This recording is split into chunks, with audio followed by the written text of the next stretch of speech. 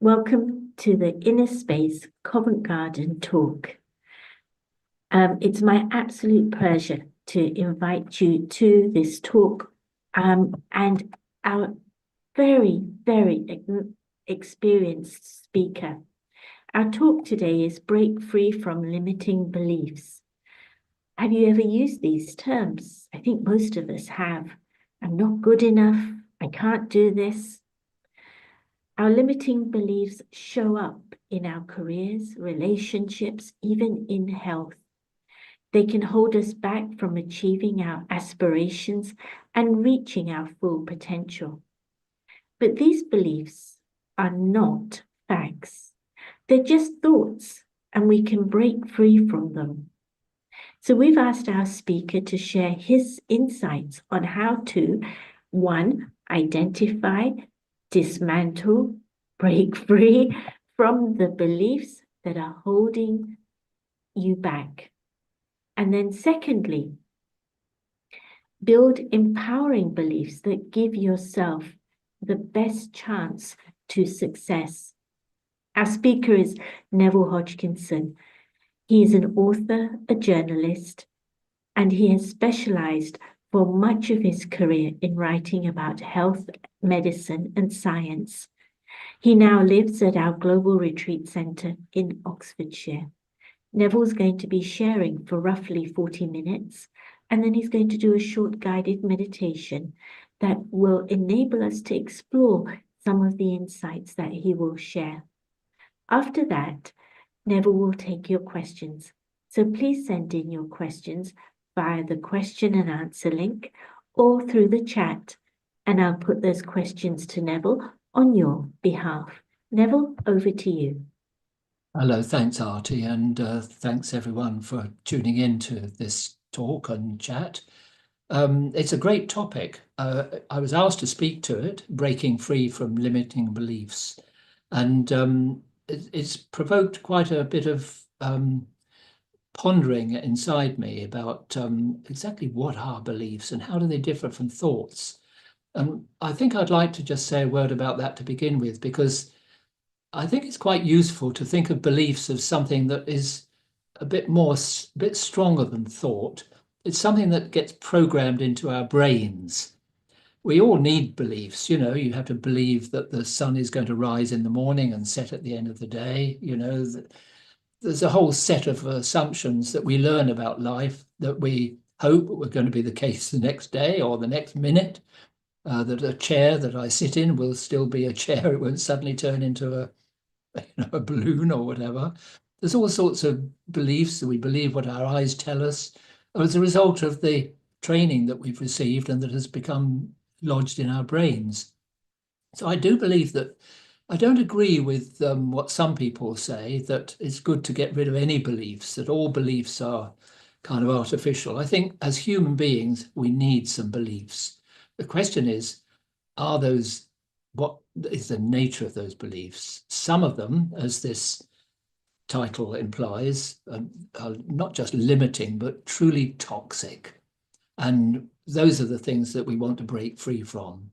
And thoughts I see as something more like in the moment, thoughts rise and fall. But if you observe your thoughts, you can get into the habit of changing your habitual thoughts. You can identify thoughts that you want to have, and they will give rise to beliefs that are more constructive for your life, and get rid of these limiting beliefs that hold us back. So just putting that on the table to begin with, but broadly, what I'm wanting to share is partly, very much based on my own experience of gradually learning to see myself in a very different way from how I used to do. Because as Artie mentioned, I did work as a science correspondent for some of my career. And I used to think that science was a very valuable way of thinking about the world, as indeed it is. But materialistic science is limited to matter, and it ignores consciousness and the deeper dimensions of our being. And that is a major limitation. So even having too much of a belief, almost making a religion of science, is actually part of the problem. And I think that's affecting very many people today. Science has done and continues to do wonders for us. I recently had, because I'm now in my 80s, and these eyes, after years of working at computers and whatnot, had developed scarring that they call cataracts. And I had, just in half an hour, surgeon put a little slit in each eyeball and drew out the clouded lens and inserted this brilliant little device that takes the place of the lens, and my sight is now terrific. So that's a recent encounter with science and technology. Is absolutely fabulous. But materialistic science has a belief system that excludes, that says anything else is rubbish, woo-woo, don't believe it, it's just misinformation, all this sort of stuff. This is very toxic, and so you'll find that a central thread of what I want to share concerns challenging that belief. I think limiting beliefs come mainly from constructing a false sense of self. And here I'm going to quote a few leading lights. You probably know that in recent years there's been a lot of stuff about how your thoughts and feelings give rise to your state of being, your happiness, your health, your wealth, and the whole thing of the law of attraction, that if you think and feel in the right way, you can attract almost anything to you that you want. I think there's been some hype around this, but there's also some deep wisdom within it that has been neglected by materialistic science. And some of the luminaries in this area you've probably heard of if you're regulars in this territory, like Dr. Joe Dispenza. He's a very well-known one, and one of his quotes that I had here is, "If you want a new outcome, you will have to break the habit of being yourself." Now, because I think that there is a deeper self and this limited self, I wasn't quite sure what he was meaning by this. So I asked AI, what does he mean by this? And AI gave a beautiful description. It said, "Personal transformation requires conscious effort and a willingness to move beyond ingrained patterns of thought and behavior." Pretty good AI, for interpreting what Joe Dispenza meant with that saying, break the habit of being yourself. He's talking about this limited self that we programmed ourselves with. At least for many of us, it's limited, not for everybody, but for many of us it is. And another of these luminaries that I'd like to mention is Dr. Bruce Lipton, been around for a long time. And he was a biologist who wrote a book, The Biology of Belief, I think it was, a long time back, about how our thoughts and feelings and beliefs affect our health in particular. And he's become a trainer and teacher and author. And he says, "Wake up long enough to hear, are you giving yourself a positive future? Or are you already cancelling the future with negative things like not smart enough, I'm not good enough?" He says, "I don't want those things to manifest. If I hear that voice, I stop and do something else." He said that there was a time when he suffered from depression, and thoughts like that would take root and he would find it difficult to stop them. They would get deeper and deeper and take him deeper and deeper into depression. But he learned that it was this toxic thought pattern that he was allowing to become like a broken record inside him that was dragging him down. And he learned that just by shifting to something different from that, by occupying his mind in something more positive, would free him from going into that depression. He said, "I'll never get depressed again." And just a third one that I'd like to mention, because it gets closer to what I really want to share about on this topic. Greg Braden, very interesting author, we have to develop a spiritual anchor, a rock, a compass for knowing who we are in relation to ourselves and the world. Once we know that, we can live it whether other people support it or not. Do you get the idea? I'm going to talk more about this, but when you don't have that spiritual anchor, that rock, when you don't really know who you are, you're very vulnerable to taking on board the opinions and criticisms and all the rest of it of other people. It's very insecure. He's absolutely right. We need that anchor, and it is spiritual. It's not something that you can find from studying the brain. It's to do with how you use the brain, certainly, and the beliefs that you put inside the brain, but it's not coming from the brain. It's you. It's coming from a deeper place. So those things that that I think are kind of very useful introduction to this subject. But the many people who go on sometimes quite expensive courses in self-development and positive thinking and all the rest of it, sometimes they feel, yes, this is very valuable. Usually they feel this is valuable, but then they find that it's very difficult to put into practice.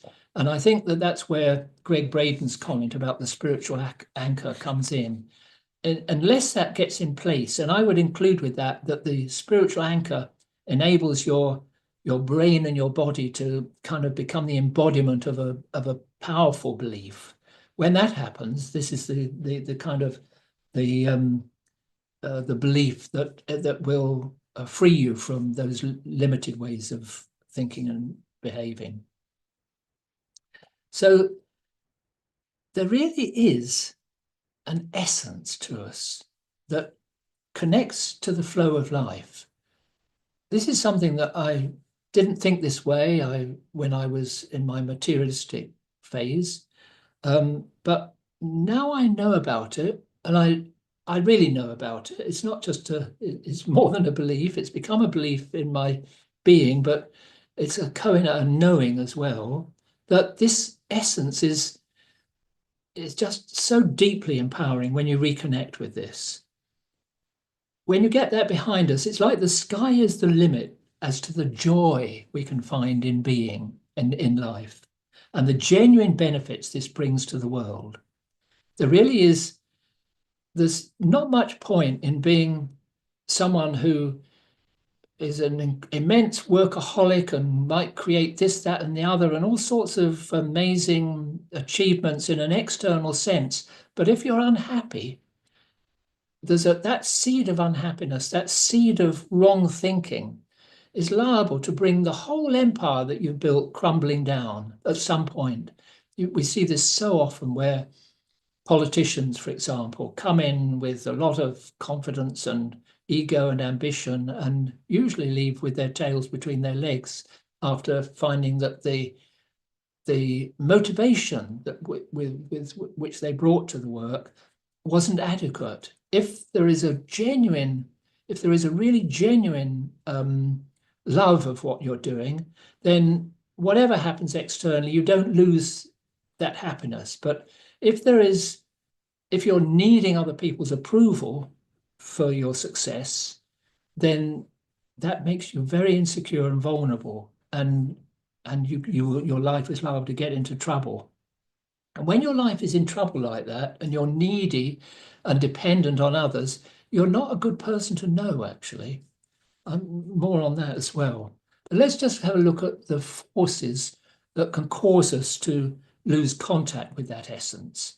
And I hope you get the feeling of what I'm talking about. It might be a bit unfamiliar. In religious language, it would probably be the soul, although many different ideas about that. But certainly in some teachings that I've found extremely valuable, there's a sense that I'm an individuated consciousness that is non-material. That is the soul. That is my essence, and that essence has some qualities that are absolutely fundamental. They include love, connectedness, respect, peace. They're very positive, but they don't always get a chance to express themselves because of the denial of the reality of the soul that this materialistic perspective has sometimes left us with. And it's not just the materialism of our world. It's also something that can begin very early in life. I think, there's a lot to be said about childbirth, and when people are brought into the world, when babies are brought into the world with ease and happiness, in comfort, the mother is allowed to be with the baby immediately, then the baby gets something of this essence immediately.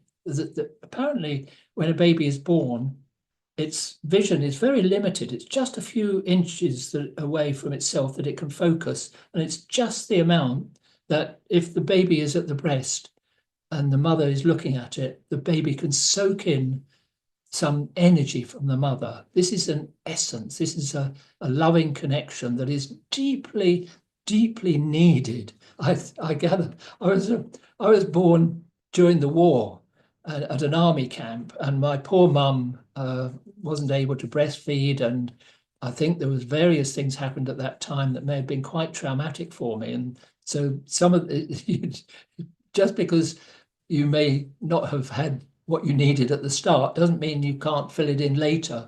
But I do believe that many of us in today's world, partly because of the medicalization of childbirth, start out on a wrong footing. It's as if there's an insecurity that's there from the start, and that insecurity causes us to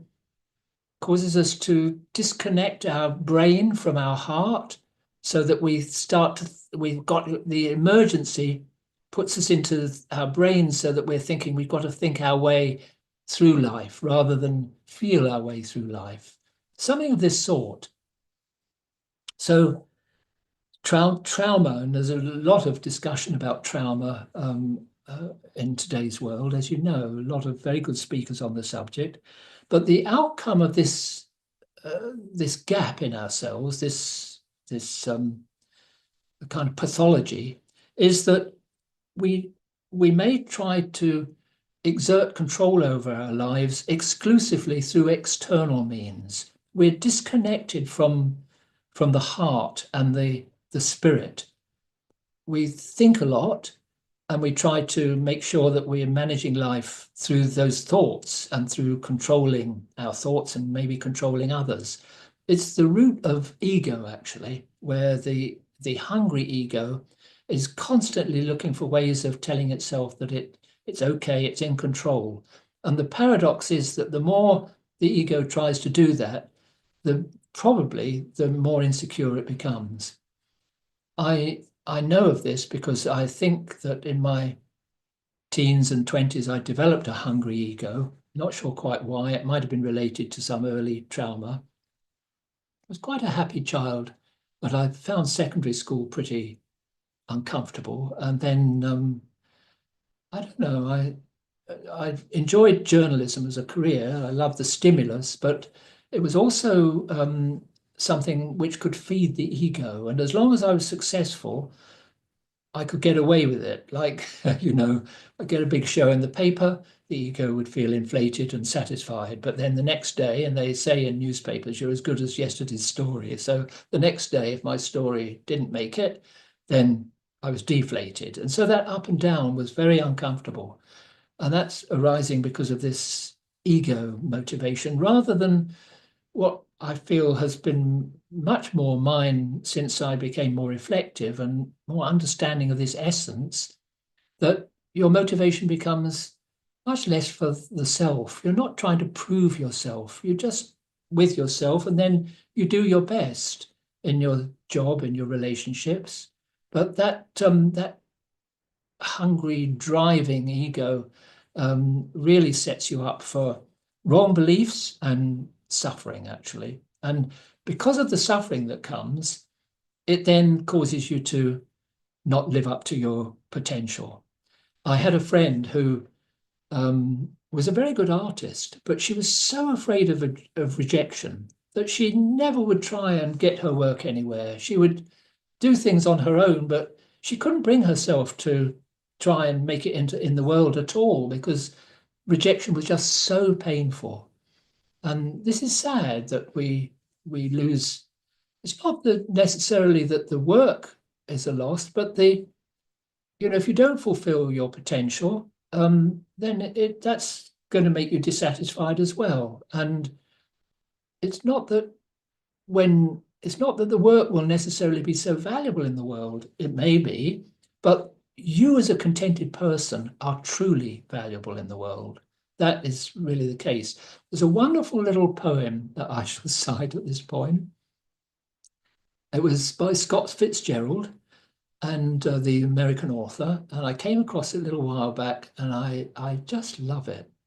It goes like this. It kind of speaks to this energy of essence that is so empowering if we have this in our life. It goes like this. It was only a sunny smile, and little it cost in the giving, but like morning light, it scattered the night and made the day worth living. I've known one or two people who have a smile like that, and it brightens life up for everyone around them. It's an energy.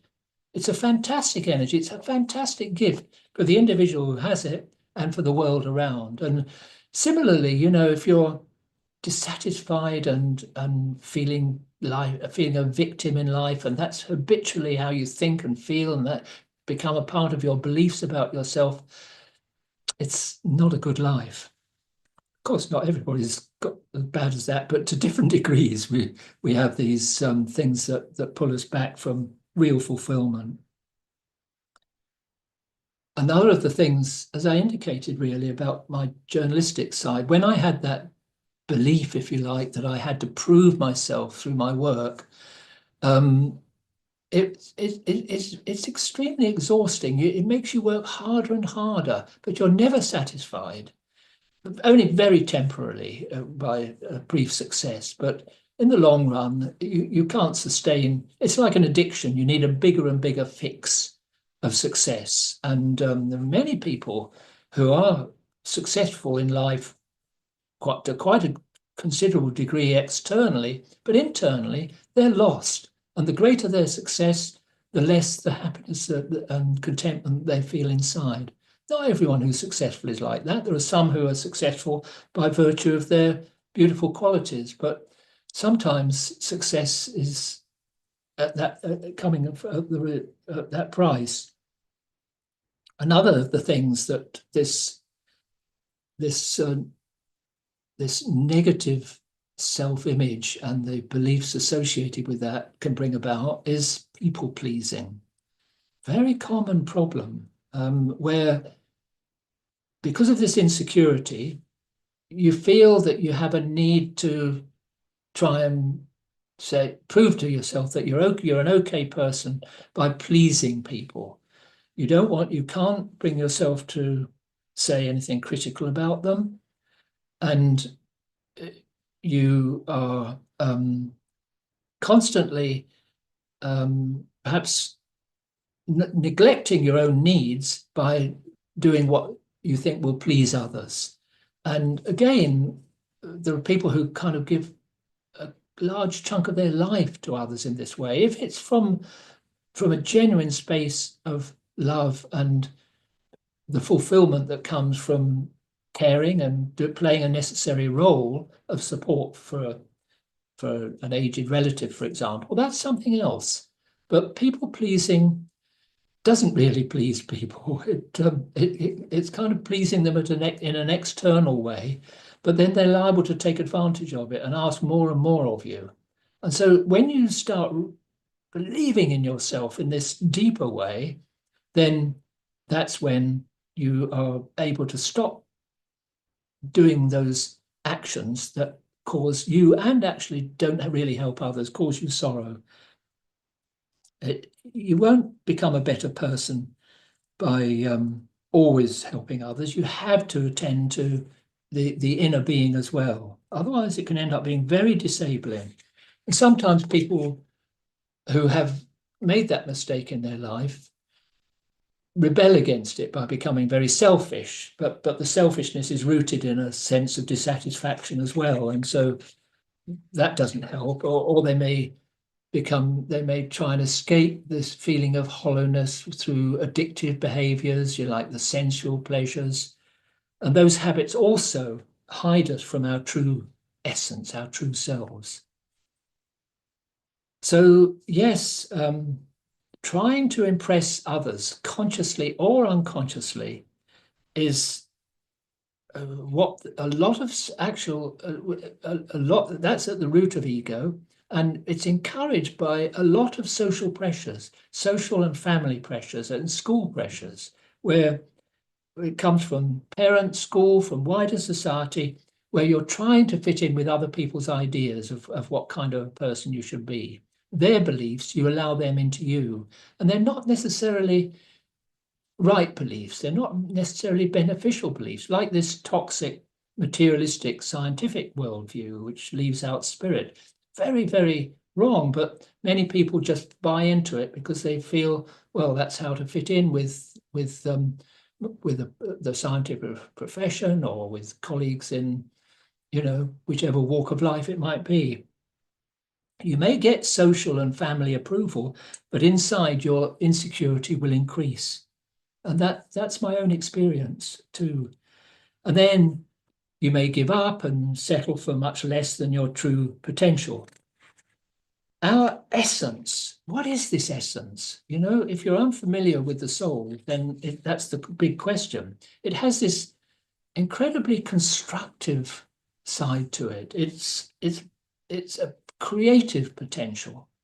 It's something that it has love and peace in it, definitely.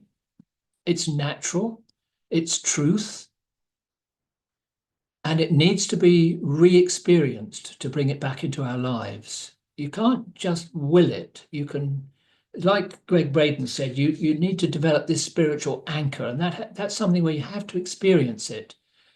The experience gives rise to the thoughts and the beliefs that displace those beliefs that have been so toxic to us. It brings happiness and fulfillment, which are great gifts to those with whom we share our life. There's nothing so uncomfortable as being with someone who feels permanently a victim and a failure. But of course, how we define a failure is an issue here. And you have to choose, when you've connected, when you've understood this essence, when you've tasted it, it's like a taste that returns to you, that you are beautiful, you are. It doesn't matter what other stuff has happened in your life. It can always be left behind. I have a story that to tell about that, but in a minute.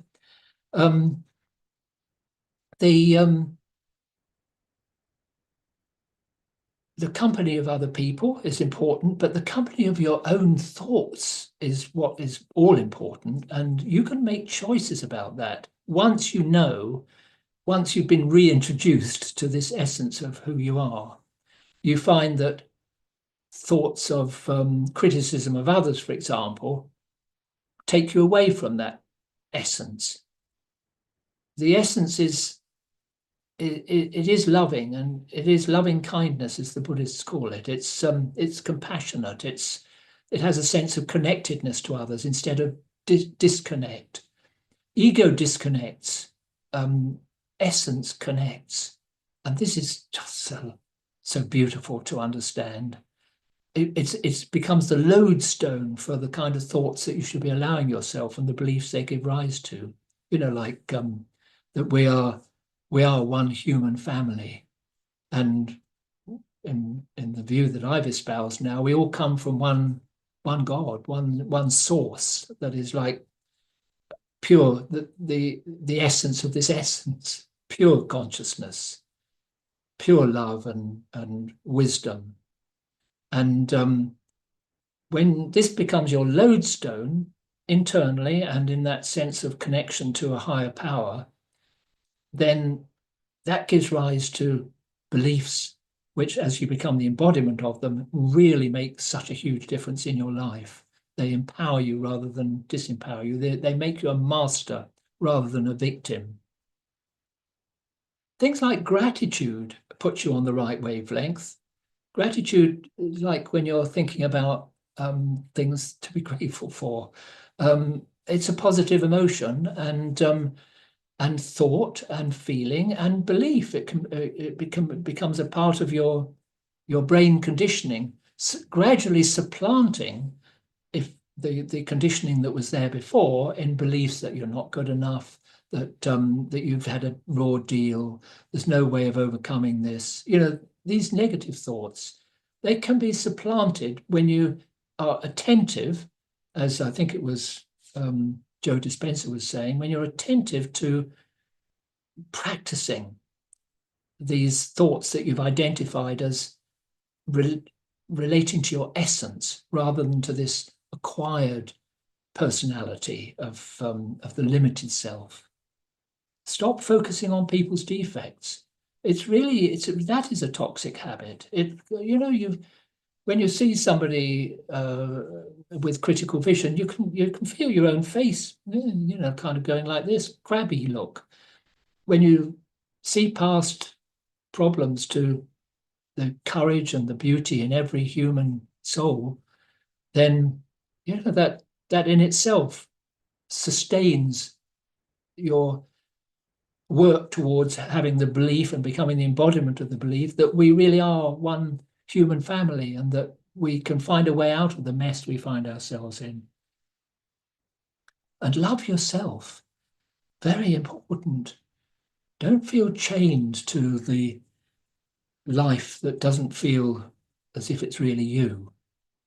When I was really exhausted after a stretch of about first half of my career, which was ego-driven, I found myself in a state of increasing exhaustion, and I got out of this quite quickly because I took a dramatic decision at that time to quit my job. There was a book that I wanted to write and work as a freelance for a while, and I was lucky that my wife was working, so that plus a bit of income from the book kept us going for 2 or 3 years before I went back into full-time journalism again. And that bit of space, I remember feeling I'm casting my ship out on the ocean and I don't know where it's going, but I've got to do this.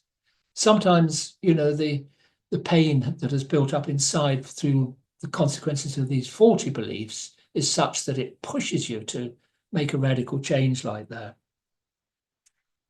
It also, the empowerment, as you gradually learn to, know yourself in this deeper way, the empowerment that comes with that enables you to look at your defects because they're there. But what tends to happen when you're coming from the ego is that the ego can't bear to look at the defects, and so it blames others rather than the self. And there's no need to blame the self, actually, because these things have just happened to all of us to different degrees. It's just like part of the play that we're in. But what is necessary is to squarely face the faulty thinking, behaving, acting, believing that created the difficulties for you and almost certainly for others as well. Jung had a lovely quote on this. Carl Jung, the famous Swiss psychologist, he said, "Choose yourself before all else.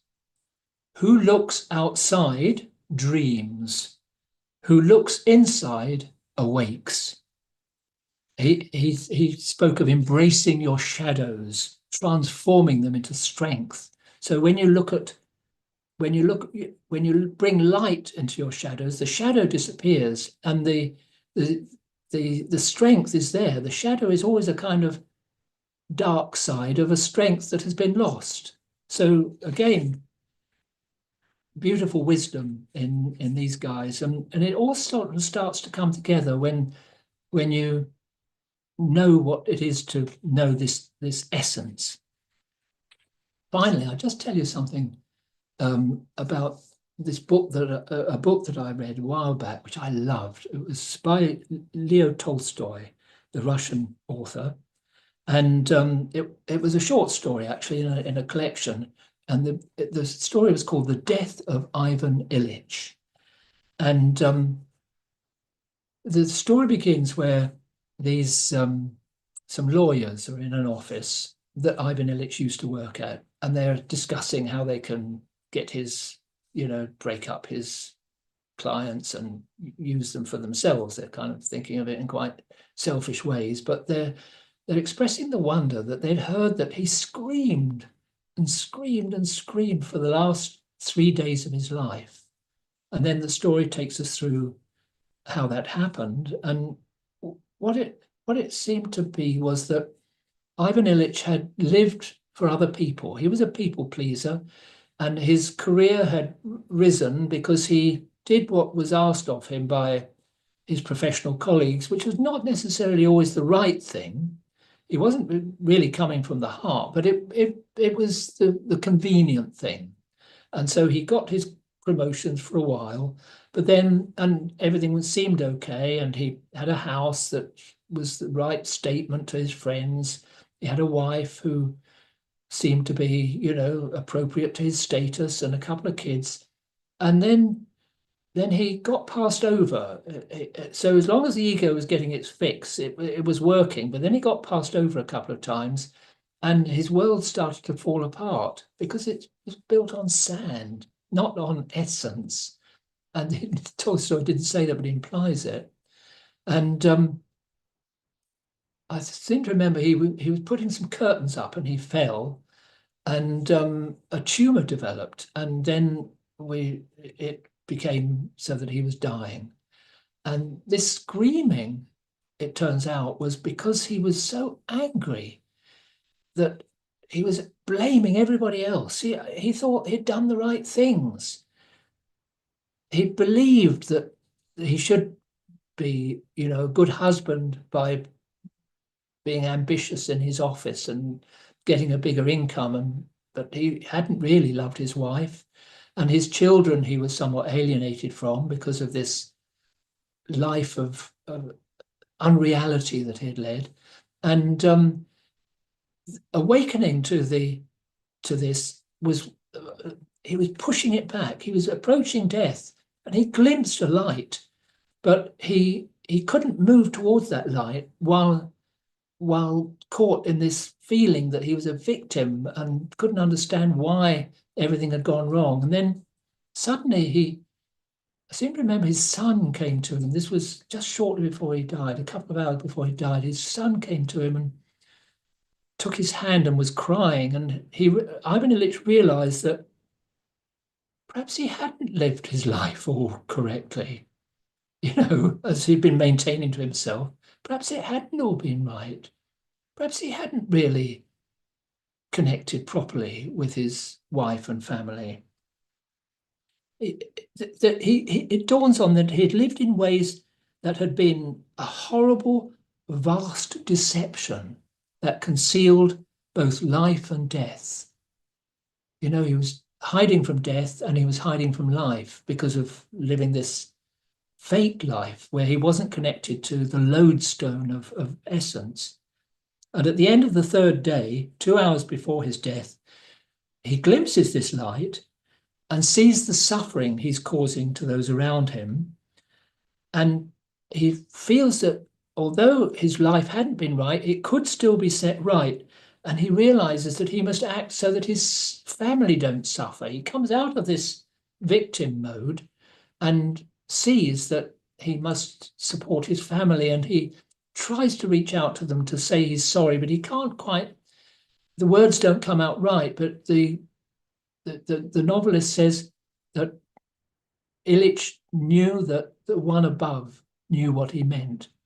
So there is this sense of, in the greatest of works, that we've come from a source that is like the ultimate in truth that we can reconnect to. And yeah, he tries to say sorry and ask for their forgiveness, but the words won't come, but he senses he would understand whose understanding mattered.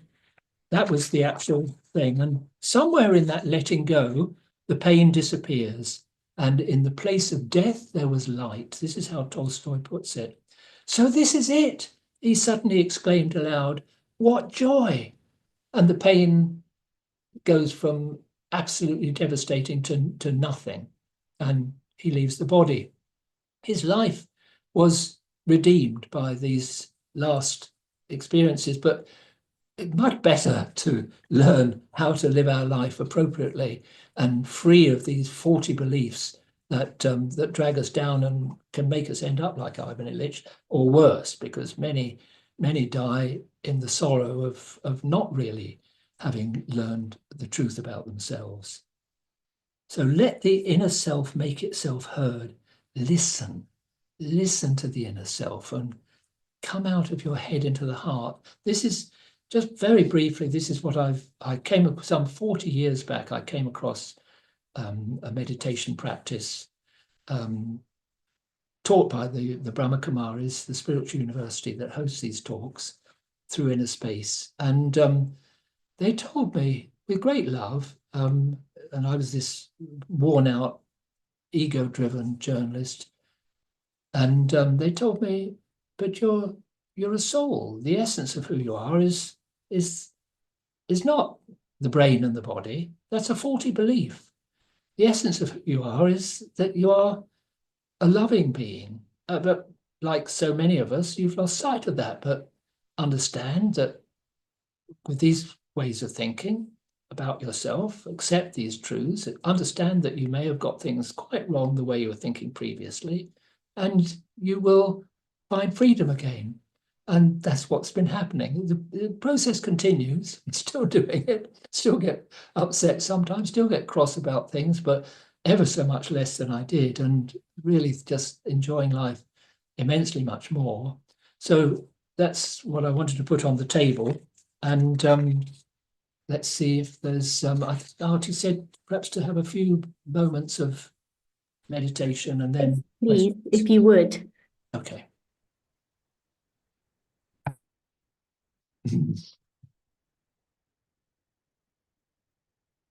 The eyes are the window on the soul, as is famously said. And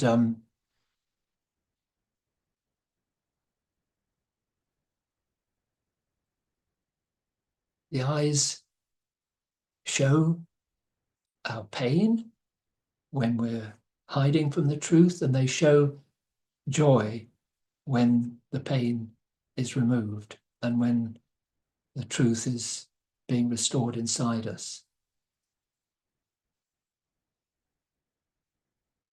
The thoughts and feelings and beliefs that have been freeing me from that previous toxicity that was dragging me down go like this. I am originally a pure, peaceful, loving soul.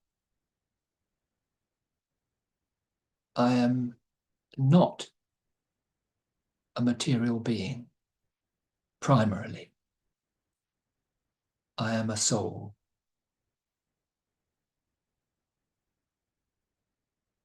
I am an energy of truth, which expresses itself through the matter of this brain and body.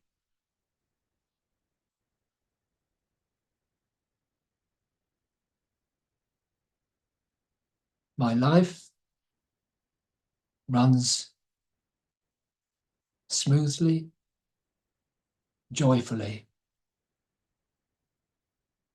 when I understand that I, the living being, the soul, am expressing myself through this body as if it's a costume that I'm wearing.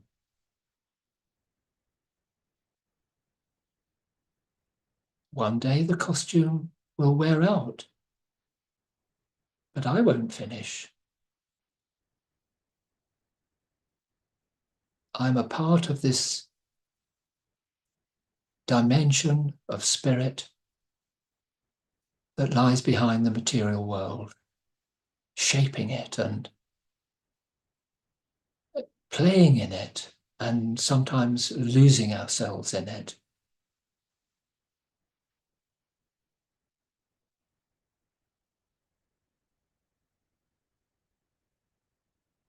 When my thoughts and my feelings,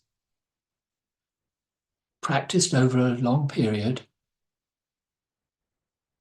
reinforce this true self-awareness so that it becomes a belief which I embody,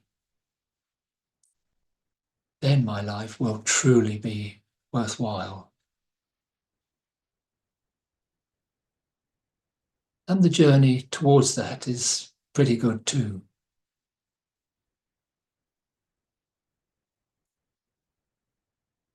The loss of truth was all part of the game. No one is to blame. I must love myself and love others and love life in all its manifestations. Just as disease can seem awful, so human behaviors sometimes seem awful. But disease usually has within it the capacity to either finish a body that is no longer habitable and allow the essence, the spirit, the soul to move on afresh. In the same way, the ills that we see in the world around us, they have a purpose. And when they become terminal, they will allow us to move on to a better world as well. This kind of belief is an antidote to the toxicity of thinking that we have to worry and fight to preserve ourselves, to right wrongs. We can't do it on our own from our fallen state. When I know myself, truly know myself as this essence, this rock on which I'm basing my life, I find that a higher power supports me. Whereas when I come into my selfishness, then my life, the boat of my life will tend to run aground.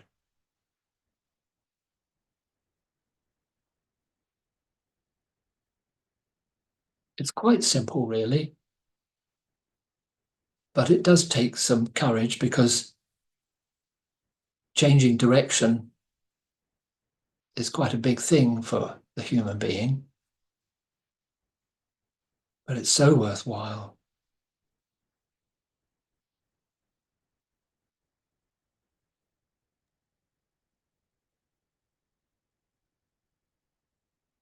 Thank you, Neville.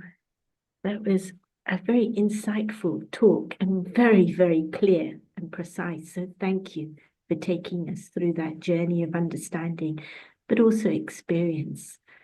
I'd like to start with this first question that's come through. And the person is saying, I'm giving myself some time out of the humdrum of life. Given various choices and decisions and recent health issues, I'm enjoying the opportunity to reevaluate what is really important.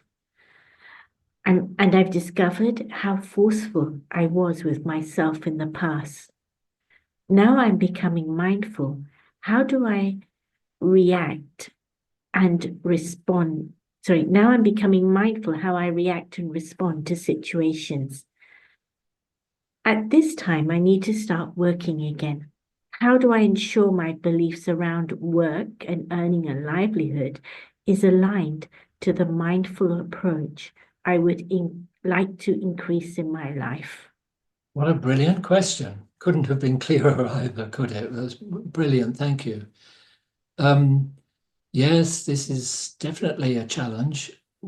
That period where I left my job, when I was feeling absolutely drained by it because of the faulty beliefs that I'd been operating from, it was very valuable for me to have that couple of years away while I was writing a book and freelancing a bit. And then when I went back in, I found that there was an immediate improvement. I was less needy, I was more constructive, I was much more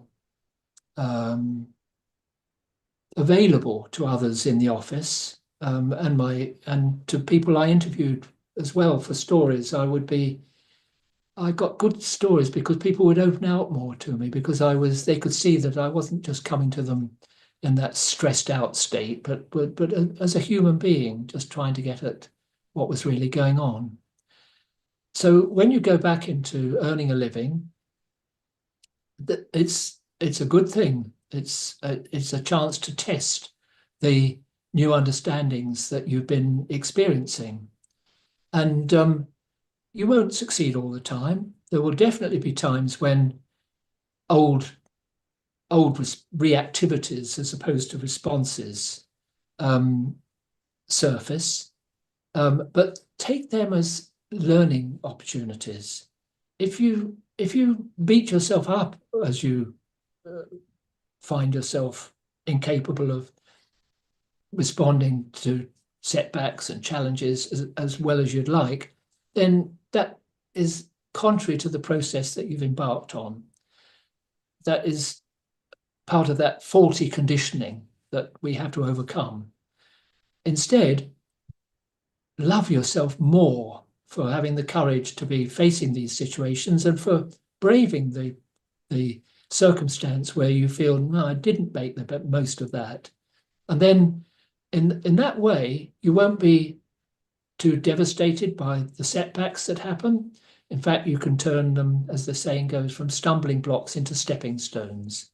Broadly, that's the best way forward.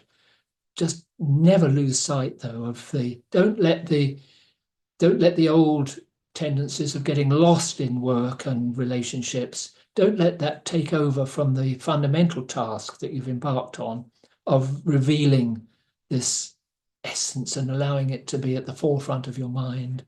Beautiful, beautiful. Thank you. Very affirming. The next question, can you explain consciousness and soul link, please?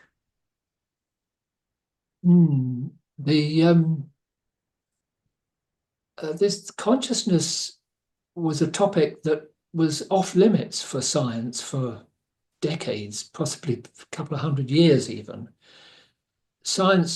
When science started, I mean, science has always been around, but when modern science started 300 or 400 years ago, the early pioneers had a deep faith traditions. Newton, Faraday, Einstein, more recently, they all had a sense of the divine.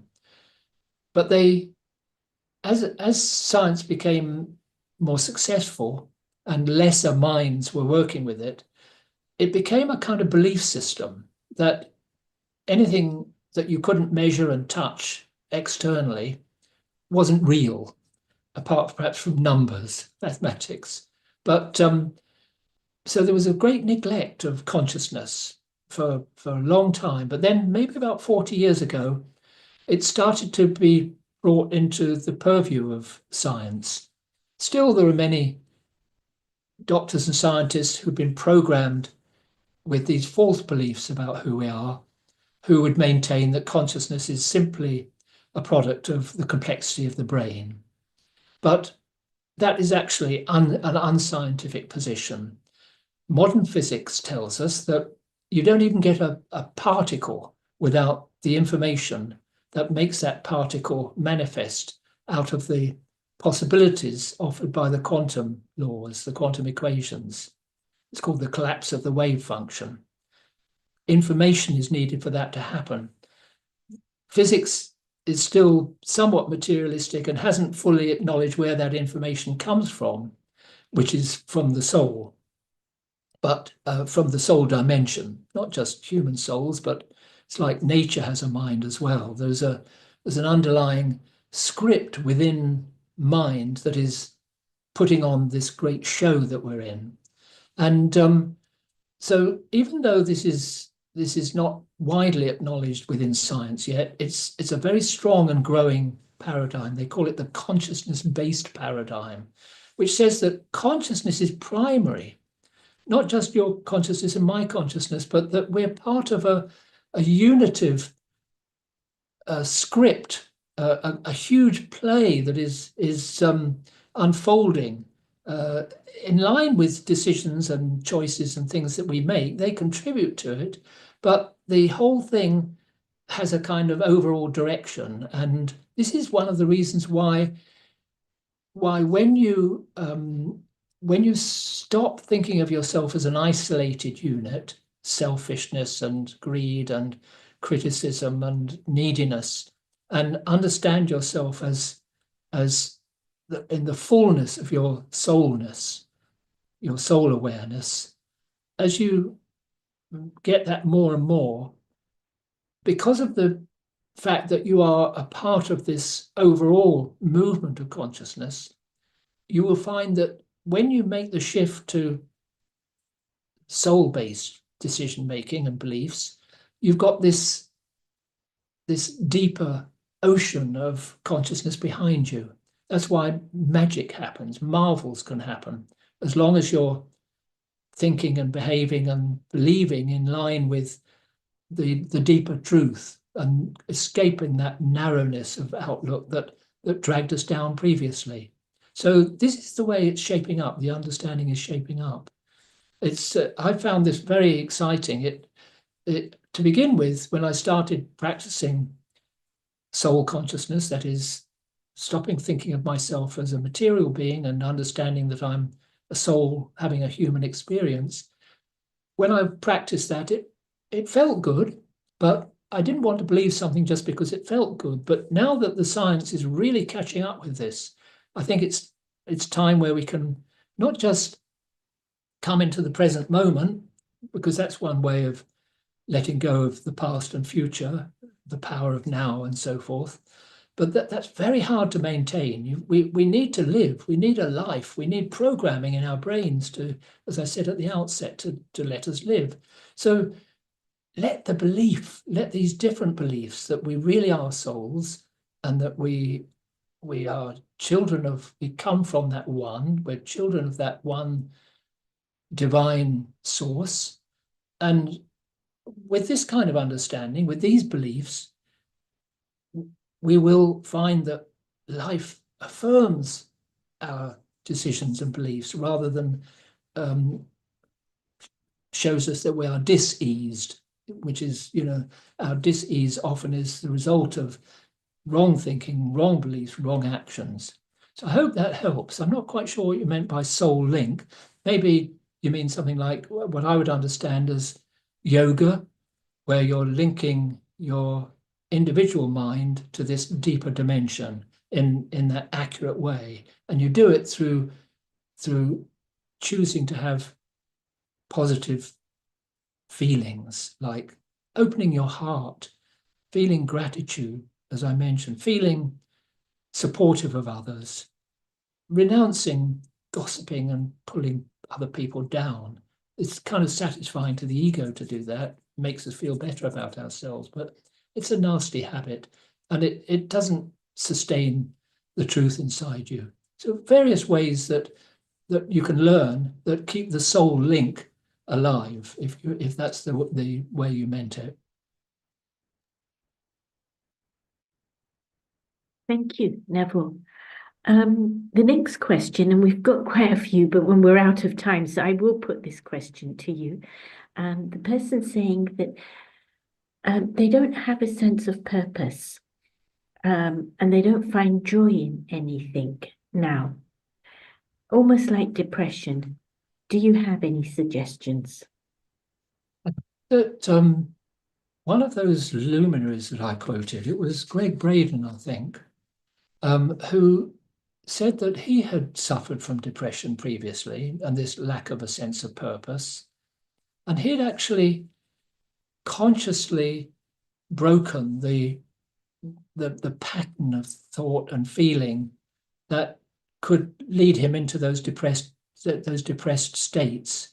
He said that he would change his mind to something that he did enjoy, something to take his mind off stop that downward spiral in his depressive tendency. That's a very practical tool. I remember there was a GP that I met who told us of a patient, a girl who they'd tried everything to get her out of a very deep depression.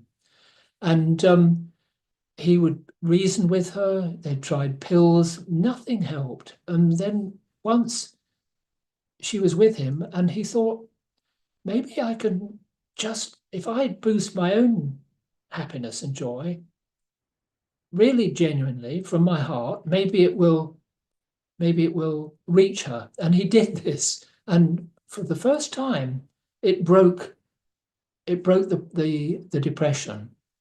I'm not sure what the longer term outcome was, but there was an immediate impact in which she came out of that sadness, and he transmitted something of the joy that he was feeling. So if you can find circumstances, people that make you happy, don't allow the depressive tendencies to fire up. Instead, find ways of getting joy into your life, whether it's through music, through meditation. I strongly recommend Raja Yoga as a means of understanding the roots of our sadness and also the route towards charging up this battery of our well-being. But there are many different ways, but you have to take this into your own hands and not feel that you have to be a victim. Understand it's just a consequence of past programming and it can be changed.